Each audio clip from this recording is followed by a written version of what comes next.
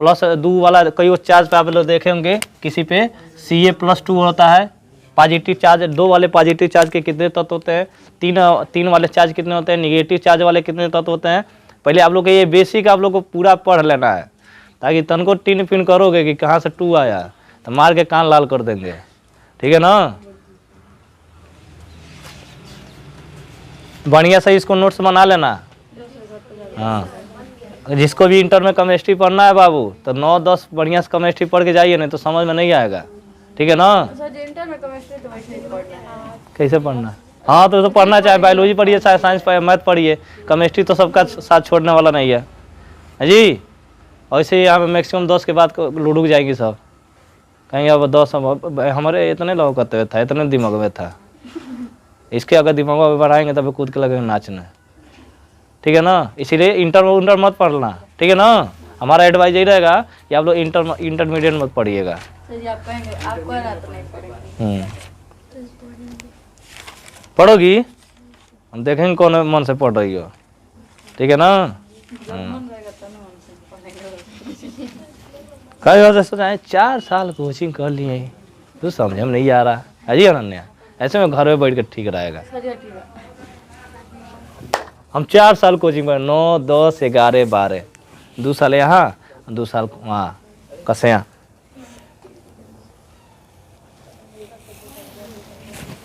हम लोग यहीं पे करेंगे 4 साल।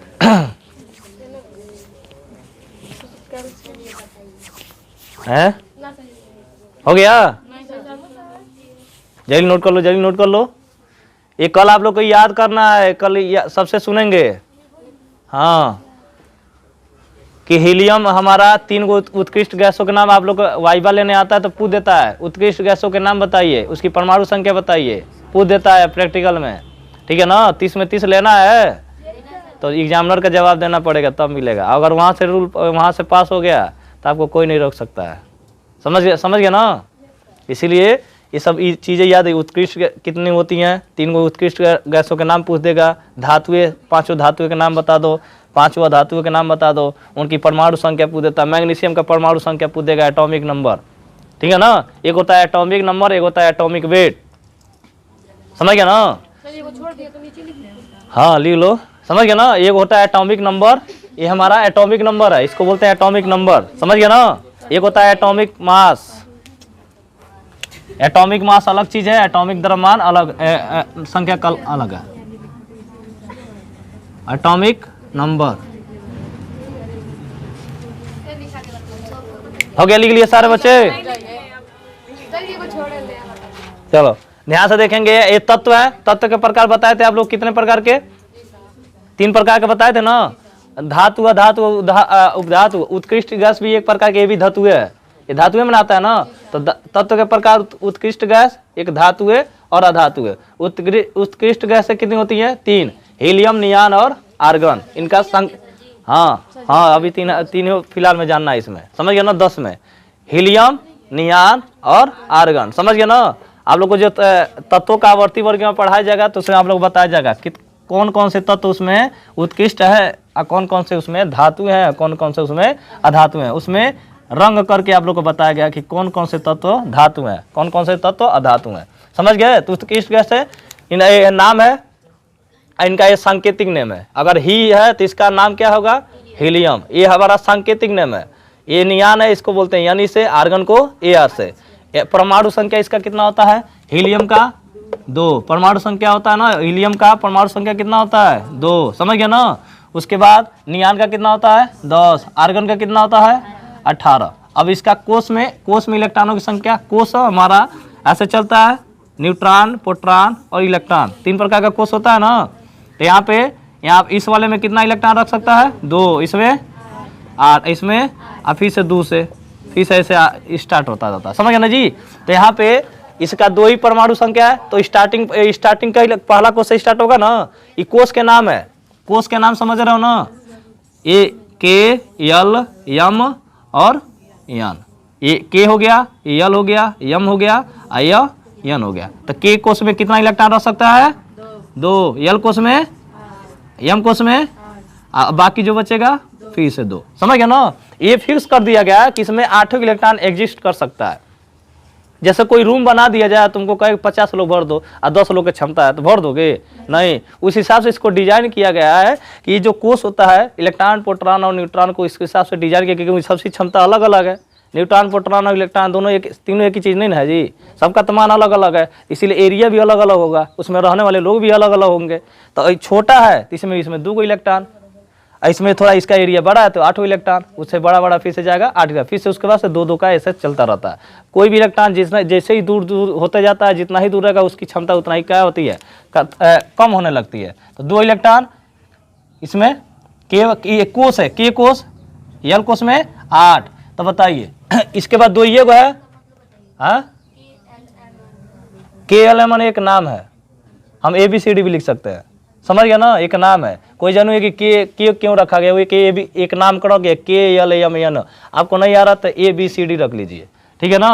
वो एक स्टैंडर्ड नाम लिख दिया गया है, जैसे मान लो हीलियम को HE, समझ गया ना, लिथियम को LE, वो नामकरण कर दिया कि KLM कोषों को नाम हम दे देंगे। वैज्ञानिकों ने नाम लिख दिया कि कोषों को हम KLMN के रूप में लिख सकते हैं। अब जो लिखे हैं तो वही हमको पालन करना पड़ेगा, क्योंकि भाई साइंटिस्ट है, वो प्रूव करके दिखाया है, तो हम उसका बात पागल मानेंगे कि बताओ हम 10 में अभी पढ़ रहे हैं, कितना होशियार थोड़ा हो गया कि उनका PhD MSc इतना साल का रिसर्च उनको आप फेल कर सकते हैं, पागल थोड़ा ना है ना जो आप सोच रहे हैं। अब बताओ न्यूटन का 1800 कब में बताए थे, 62 ईस्वी से लेकर कब दिया था, 21 साल तक रिसर्च चला था ना, अभी तक 150 साल हो गया। वो कितना थिंकिंग लेवल उसका कितना खतरनाक था कि 150 साल तुम आगे क्या सोच रहे हो वो भी सोच लिया था।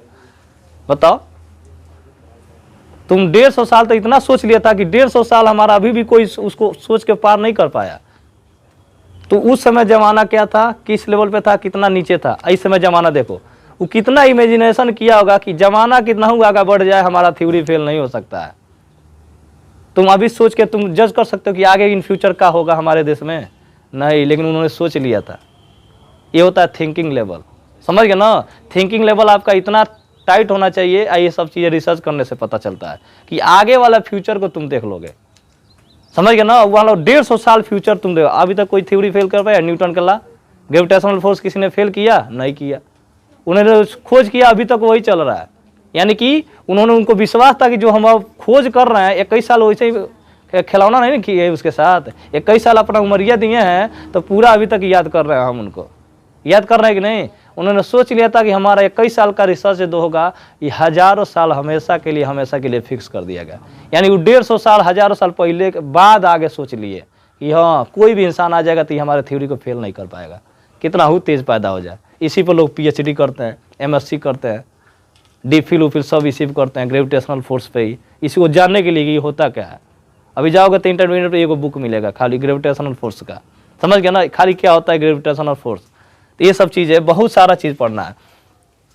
तो यहाँ पे 2 हो गया, 2 10 का कितना हो जाएगा। अब 10 का तोड़ोगे तो पहला कोष में 2, तो बचा कितना, तो उसके बाद जो बचेगा आएगा वो उसमें डाल लो, तो इसमें चला गया 8, 8 2 कितना हो गया, 10 हो गया कि नहीं। उसके बाद इसका हुआ 18, 18 को तोड़ेंगे तो पहला कोष में 2, तो बचा कितना, कितना बचा, 2 को निकल गया तो कितना बचा 16, तो 16 बचा, तो 8 8 भाग में डिवाइड कर लो। इसीलिए इसका इलेक्ट्रॉन में क्या होगा 2 8 8, यानी के कोष में 2 इलेक्ट्रॉन, एल कोष में 8, एम कोष में 8, समझ रहे हो ना जी। एन कोष में है ये नहीं, खत्म हो गया इलेक्ट्रॉन, अगर रहता तो उसमें भी चला जाता, समझ गया ना।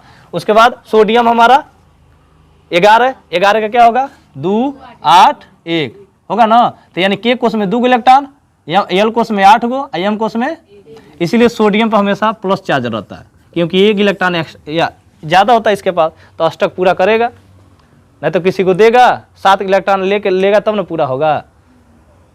अब बताओ एगो है, इसको अष्टक पूरा करना है, तो 7 वो किसी से लेगा तो वो बढ़िया रहेगा कि ये वो किसी को दे देगा तो वो सही रहेगा। 1000 रुपया किसी से लोगे तो सही रहेगा कि 1 रुपया किसी को दे दो, आसानी रहेगा कि नहीं जी। वैसे ही इसको अष्टक नियम बोलते हैं। इसीलिए जब 1 रुपया देता है तो उस पर चार्ज चढ़ जाता है कि हमने 1 रुपया आपको दिया है, समझ गए ना। तो इसीलिए Na+ लिखा जाता है और Cl- में लिखा जाता है, क्योंकि यहाँ पर अभी Cl आएगा। 12 का मैग्नीशियम, मैग्नीशियम का कितना होता है परमाणु संख्या 12, तो 2 8 2 8 2 और 10 2 12, तो पहला कोष में फुल हो गया, दूसरा कोष में फुल हो गया, तो 8 2 10, बचा इलेक्ट्रॉन कितना दूसरा वाला में डाल दो, समझ गए ना। उसके बाद 19, 2 8 8 1, हाँ 13, 2 8 3, हो गया ना, यानी के कोष में 2, एल कोष में 8 और एम कोष में 3 इलेक्ट्रॉन। समझ गया ना, तो ऐसे ही सारा चीज लिखा गया, अपने हिसाब से तोड़ सकते हैं।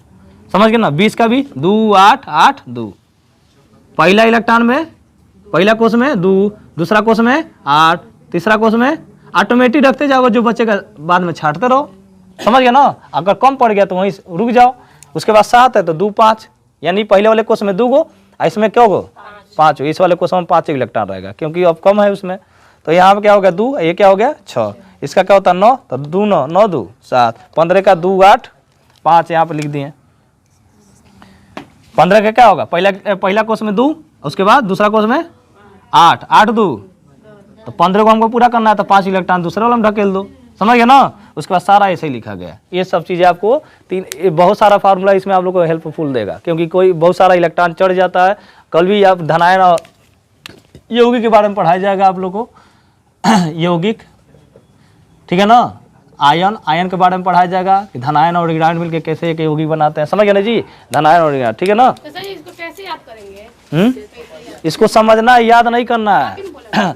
जैसे कोई पूछ दे सोडियम का परमाणु संख्या क्या होता है 11, उसका इलेक्ट्रॉनिक विन्यास बनाओ 2 8 1, ये याद रखना पड़ेगा, बार बार प्रैक्टिस करने से होगा, ठीक है ना। हाँ याद रहेगा तो ही नहीं बना लोगे, ऑटोमेटिक बन जाएगा। खाली ये याद रखो, हाँ सांकेतिक नाम याद रखो। उत्कृष्ट से कितना होता है 3 गो, धातु 5 याद कर लो, अधातु 5 याद कर लो। समझ गए ना। अब कोई पूछ दे तुमसे क्लास टीचर बाबू फलरून बताओ, धातु है कि अधातु? धातु है, अधातु है ना।